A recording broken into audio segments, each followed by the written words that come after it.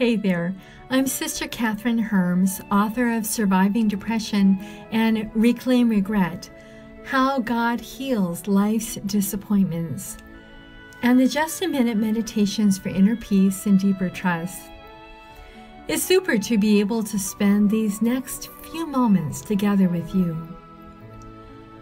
I believe that we need more than information to heal our souls, and so, as we always do, let us begin. I invite you to realize that you are right now sustained by the unconditional love of God. You are made in the image of this unconditional love. You are a mirror of this unconditional love, a visible manifestation of God's tenderness and merciful love, a love that lasts without end. You are stamped in the deepest part of your existence with the DNA of divine love. And no matter what you do on the surface, nothing can wipe away the divine coating of love that marks your humanity. So let's begin with a deep breath.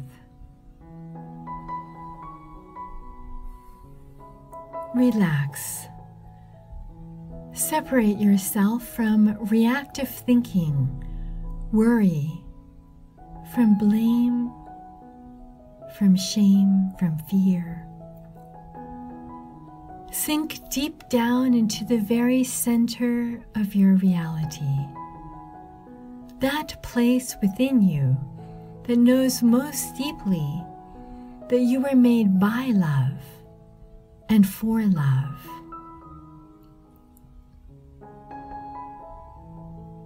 As you touch that place, visualize a favorite image of God or of Jesus. It could be a story from Scripture or a parable that has meant much to you in your life. Settle into a deep stillness and open your heart.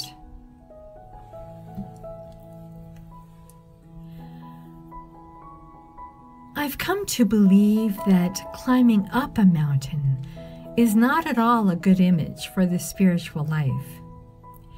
Really, mountain climbing is dangerous, it's risky, it's strenuous. It demands every ounce of energy after loads of preparation to accomplish a dream through one's own willpower. I used to look at the spiritual life in these terms, but no longer. An upside-down mountain would be more accurate. Instead of becoming better, we might actually find ourselves becoming, quote, worse. Instead of virtue, we begin to see more of our own issues, our warts and failures, and so does everyone else. Success at prayer and meditation eludes our grasp precisely because we're seeking to do it right. Fitting the image of the good person becomes more impossible than ever. Today I meditated on Franz Schwartz's famous oil painting, Agony in the Garden. Here is no champion racing off as a hero to Calvary, flexing his ego, indifferent to the humiliation and pain, dependent on the power of his own will's determination.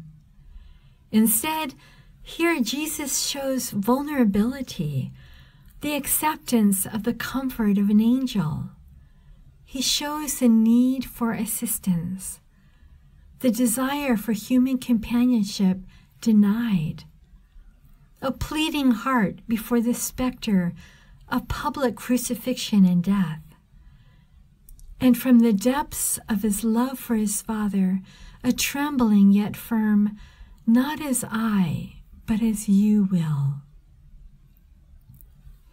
Life has a way of gradually leading us deeper and deeper to the point of life, the height of the mountain, you could say, which is love.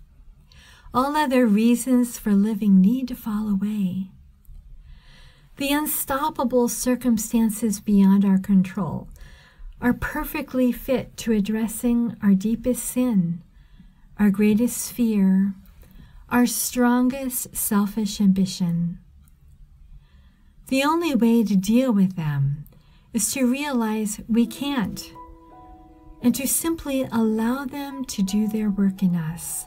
They are like a scalpel held in the hands of the divine surgeon. So when life's circumstances are out of hand and you and yours seem to be no more than one big mess, I invite you to learn a different way of going about your mountain climbing. Rather than asserting more control because of what you know and do, stop trying to fix it. Instead, give it. Surrender to the deepest point of living, love. Hand it all over to the Father and discover in this yielding a divine power upon which you can absolutely trust. So let's stop here. Let's be still for a moment. Let the words you have heard take root like seeds in your soul. What do you notice stirring? What emotions or reactions? Is there any resistance? Do you sense a call? What are those random thoughts that run through your mind in reaction to what you have heard?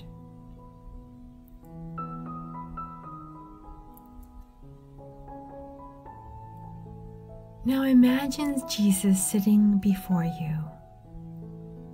What do you want to say to him?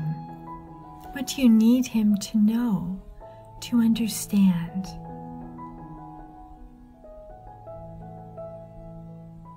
Tell Jesus what you need him to do for you.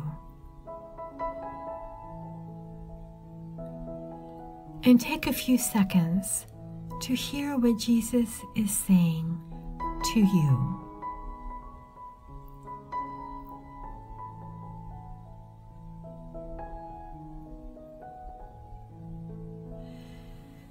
If there is one thing on which we can all agree, it is that the world needs this soul healing. When we're loved, we thrive. It's that simple. The truth is that you can walk free of the wounds that are binding your heart and suffocating your relationships. Healing and holiness is a process. It's a journey, and you are already on it. But if you are like me, you might need some simple helps along the way. I hope you join me on my private Facebook group for weekly video conferences. Just look up my name, Sister Catherine Herms. If you become a Patreon member, you will get immediate access to over 60 video and audio programs to help you grow in holiness, as well as exclusive content and monthly journaling pages geared to help you on your spiritual journey. I hope to see you around. Bye now, and may you walk today amid the blessings of God.